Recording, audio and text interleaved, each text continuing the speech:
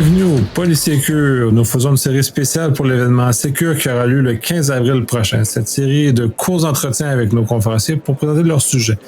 Le 6e de la série est Bruno Germain. Est-ce que tu peux te présenter? Oui, Bruno Germain. Je suis ce qu'on appelle un solution architect du côté de VMware. Je travaille surtout au niveau de la virtualisation de réseau, de la virtualisation de la sécurité au niveau des architectures. Par le passé, j'ai travaillé avec différents manufacturiers, différents SP. J'ai été sur différentes équipes. Beaucoup travaillé avec les gouvernements, la défense et le monde bancaire en général. Donc, content d'être là puis de pouvoir participer à Sécure avec vous. Oui, tout à fait. Fait que c'est ça, tu présentes au Sécure 2021. Tu vas aborder un sujet qui, pour moi, ça fait plus qu'une dizaine d'années que je m'intéresse, que je trouve intéressant, qui maintenant prend un peu plus de place dans l'espace public et qu'on peut discuter. Fait que tu vas nous parler un peu du Zero Trust. Fait que tu peux nous faire une brève description de ta présentation? Oui, absolument. Dans le fond, c'était une architecture un petit peu obscure là, qu'un analyste de chez Forrester, là, John Kindervag, avait pondu, puis qui avait repris aussi. Là, il avait aggloméré là, certaines notions à l'époque. Puis, c'était resté un petit peu sur les tablettes parce que il n'y avait pas vraiment moyen de le faire. Puis, arrive la virtualisation de réseau vers 2009-2010, l'histoire des cloud providers. Puis là, tout à coup, on a les moyens de le faire, puis ça sort un petit peu du placard, puis ça devient populaire. Mais il n'y a pas vraiment beaucoup de structure encore à ce moment-là. Puis là, les manufacturiers s'emparent de ça comme la misère sur le pauvre monde, là. Puis tout à coup, on a des modems qui sont Zero Trust, on a des routeurs qui sont Zero Trust, des firewalls Zero Trust.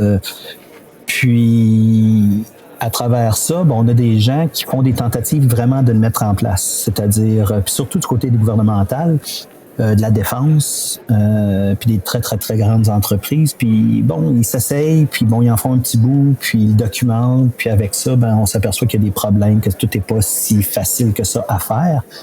Et éventuellement, NIST, aux États-Unis, ramasse tout ça et standardise la ZTA. C'est-à-dire, ils standardisent qu'est-ce que c'est qu'une architecture Zero Trust. Ce qui fait en sorte que ça sort de la main des manufacturiers puis du marketing. Puis tout à coup, ça devient de nouveau une architecture qu'on peut regarder puis avec laquelle on peut travailler, qu'il y a des processus, qu'il y a des trucs à regarder. Puis, ce que je trouvais super intéressant, c'est de pouvoir présenter ça parce qu'il y en a beaucoup encore aujourd'hui qui sont attachés au principe de base que John Kindervag avait fait à l'époque. Mais le concept a beaucoup évolué, c'est beaucoup raffiné. Puis, on a encore une fois des expériences concrètes aujourd'hui de terrain sur ça. Donc, l'idée de la présentation, c'est de faire une sorte de mise à jour pour tout le monde, mais aussi peut-être d'amener les directions, les petits problèmes, les challenges qu'on a en ce moment, puis les voies de solution qu'on a.